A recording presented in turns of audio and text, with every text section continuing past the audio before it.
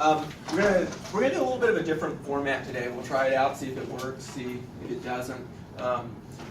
Lee and I are going to kind of volley back and forth. We had several requests about just employee handbook 101 type stuff, and we're going to go over employee handbooks and talk a little bit about the way we approach handbooks and things to think about when you're looking at revising handbooks or putting new policies in place and things like that.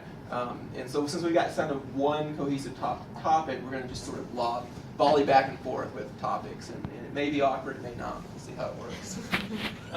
But before we get started, I actually have both Lee and I are presenting at a seminar by National Business Institute on June 6th and 7th. It's a comprehensive employment law seminar.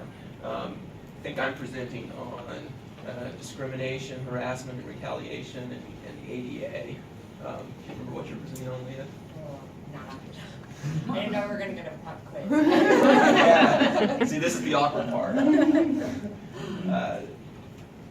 She's presenting on something very interesting. Oh, NLRB rules and decisions. And so I got a free pass for some reason or another, and I was thinking this morning, who should I give that to? And then I thought, well, I'm coming to this seminar. So if you're interested, it's June 6th and 7th. Put your business card or a piece of paper with your name on it, and we'll do a drawing at the end, and I'll get you registered up. Or if you can't make it and somebody in your company can, just let me know who that person will be. Yeah, perfect. So, employee handbooks. Some of this is going to be pretty basic, but we'll hope to stimulate some thought and discussion, and we want this to be really informal. So if you have any questions or comments, just jump right in. I find in these things that frequently people learn from each other better than they learn from us. I mean, that's part of the reason you get a group of people who do this type of work together. Y'all all have similar issues and similar questions that come up, and so jump right in and we'll do that. So, first question I get, especially with small employers, is should we even have a handbook? You hear about employers being sued for breach of contract or breach of handbook policy provisions. Maybe it's just easier if I don't have a handbook. We don't want to get, we're not a rule-driven organization. We don't want to get bogged down in these procedures and processes and things like that. Maybe we don't even want a handbook. Maybe we're just an employer that, it's just not something we want. My thought on this, and Lee will talk a little bit about this, is that there's a wide variety of types of handbooks that you can have. Large employers can have very complicated, long handbooks with lots of policies and lots of details. Smaller employers can have smaller handbooks with less detail, maybe certain basic policies. But in general, I think it's a good idea for employers to have handbooks or policy manuals for a few reasons.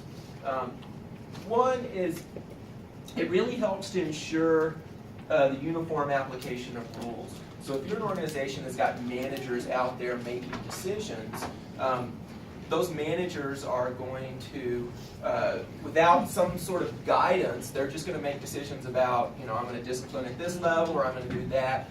Employee handbooks can provide some real guidance for supervisors about how to approach certain issues so that you get uniformity. Because it's the lack of uniformity in how you apply rules and impose discipline that generally stimulate discrimination claims. And so you have an employee who, maybe one supervisor gives a written warning for attendance issues, another employee with more significant attendance issues, a different supervisor gives greater or less discipline. You're creating sort of this differential treatment in how employees are being treated inadvertently if you don't have some sort of uniform application for how that's going to work. And so, I think it's really useful for supervisors to have some guidance, and that handbook is the place that you can do that. You also want to ensure compliance with certain federal and state laws. Supervisors don't know things like what they're supposed to do if they get an FMLA request necessarily, or how to handle a sexual harassment complaint. These types of policies, if you have these policies in place, the supervisor is going to pull out the handbook when they get a complaint, and they're going to at least have a starting point with what to do and can get you in the right position about going down the path about in a manner to avoid certain types of claims. And related to that, there are certain specific types of policies that you want to have because they're crucial to defending against claims. The most notable one is a sexual harassment policy. If an employer does not have a sexual harassment policy, then they're much more vulnerable to sexual harassment claims because there's a defense in employment law against sexual harassment claims that says that if the employer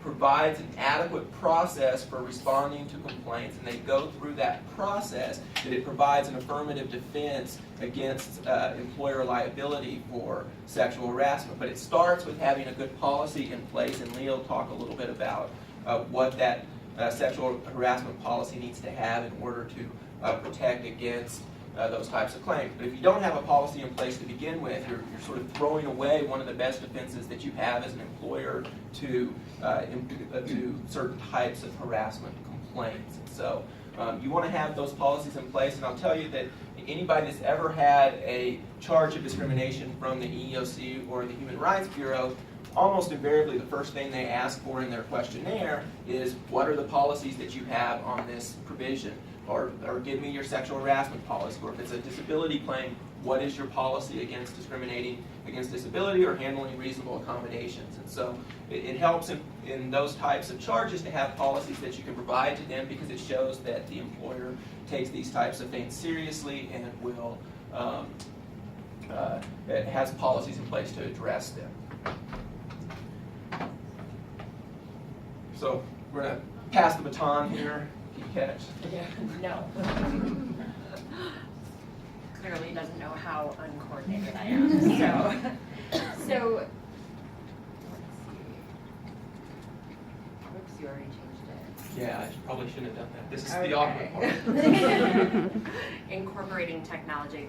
So basically, everything that Clinton said is absolutely right. And one of the things that you're going to want to consider when you're thinking about either implementing a handbook, or you already have a handbook and you're expanding it or revising it, is how to tailor that handbook to fit your company's culture and to really fit the needs of the company. It's really not a one-size-fits-all type of determination, so it's probably a good idea not to go onto Google and search handbook and end up with like McDonald's handbook that's 200 pages long. That's obviously not going to fit a small business. But you want to find the right balance between having what you need that adds that layer of protection to the company, but also not being over-inclusive and adding things that you don't need. So there's a lot of different ways you can use the handbook. It's obviously a great way to communicate the policies to your employees. It's a great way to tell the employees of their benefits. And some companies like to use it as a recruiting tool, which can be great. You can set forth your philosophy, your certain benefits, whether you have some employee-friendly policies, and those are great ways to market to recruits. But the one thing that you do want to be careful is if you're using your handbook in that way, you can run into an issue where the handbook is likely going to have some sort of promissory language that might create an expectation of employment to a new hire. In New Mexico, we're an at-will hire. So the courts, though, have looked at handbook policies that have certain types of promissory language included in them and have considered the language in the handbooks to create the expectation of long-term employment. Some companies might choose that they want to opt out of at-will employment. The more likely scenario is that you want to retain that protection. So you want to be very careful when you're tailoring your handbook not to, include overly inclusive promissory language. You want to be very clear and unequivocal that the policy is at-will employment and that the handbook does nothing to change that expectation. Some of the other things to think about, obviously, again, with size, a more complex workplace, places like McDonald's or big corporations are going to have very detailed definitions included. And they're going to provide a lot more information than maybe a smaller business that just wants to put forth some of the basic policies within their work. You also don't want to include policies for things that might not apply for your work. One example is the FMLA, the Family and Medical Leave Act. That applies to businesses with 50 or more employees. So if you're tailoring your handbook and you have less than 50 employees, you want to be careful not to include a policy which might create an expectation of that type of benefit. And then, you know, as you'll see as we kind of move through the types of policies that might be beneficial, there's a lot of different things that you can include. It's key to include some of the provisions that comply with federal and state law. The sexual harassment can add added benefits and protections to the company, but from policies on technology, how you, if you allow solicitations, if you allow fraternization of employees, what your holiday schedule is. Those type of things can also be included, and you can really just sort of tailor it to fit your specific needs.